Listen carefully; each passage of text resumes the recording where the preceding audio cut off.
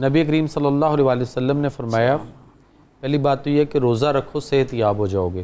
तो रोज़ा रखने से जो एनर्जी आती है, जो एनर्जेटिक हम फील करते हैं, वो आम रूटीन में नहीं हो सकता। आप सल्लल्लाहु का मामूल था कि आम दिनों में भी रोज़ा रखते थे, आम दिनों में भी रोज़े से होते थे।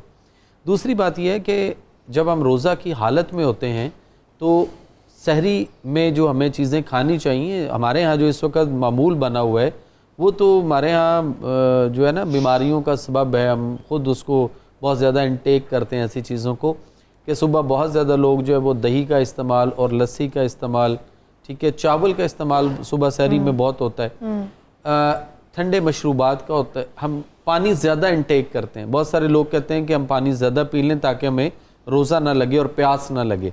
तो रोज़ा जो है वो भूख और प्यास का नाम नहीं है।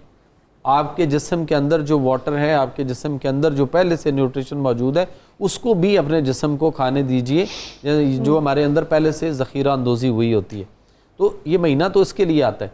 फिर दूसरी बात ये, जो हम ठंडी चीज़ें या सुबह इस तरह की जो तज़ाबियत और एसिडिटी वाली चीज़ें, पराठा वगैरह जो लेते हैं, ये सारी हमारे सारा दिन के अंदर हमारे मतलब जो तवानाई स्टमक से, मैदे से हासिल होनी चाहिए, वो उसको वो ख़त्म करता है, किल कर देता है।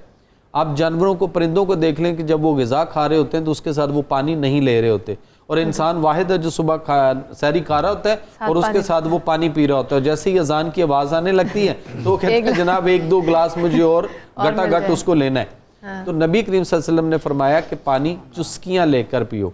अब चुस्की जो है वो ताज़ा या ठंडे पानी की तो नहीं आ सकती, गर्म पानी की आएगी। तो हमें गर्म पानी या नीम गर्म पानी जो है वो लेना चाहिए। सुबह खजूर जो है वो अपनी सहरी में ज़रूर रखनी चाहिए।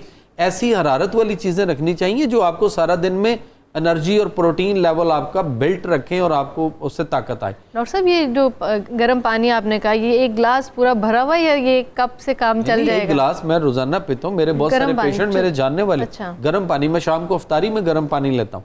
अच्छा, अब आ जाते हैं हम, सारा दिन चूंकि एनर्जी लेवल हमारा अच्छा रहेगा, अगर हमने तजाबियत और एसिडिटी वाली खुराकें खाई तो सारा दिन हम जो है ना वो कोफ्त के साथ, आवाजारी के साथ, इस तरह की निढाली और इस तरह की पोजीशन बनेगी।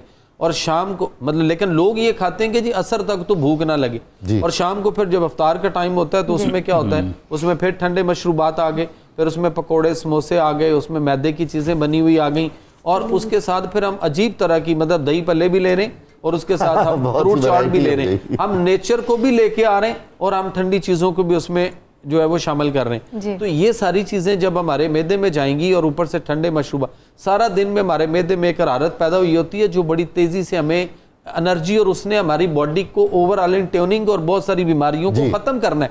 हम उसको ठंडे मशरूबात से किल कर देते हैं और फिर हमारा मैदा ठंडा, जिस्म ठंडा, असाब ठंडे, और उससे क्या होता है फिर हमें मगरिब पढ़ना बड़ी मुश्किल हो रही होती है। डॉजीनेस और लिथार्सी और मतलब सुस्ती, कायली और ये सारी चीज़ें आ जाती हैं।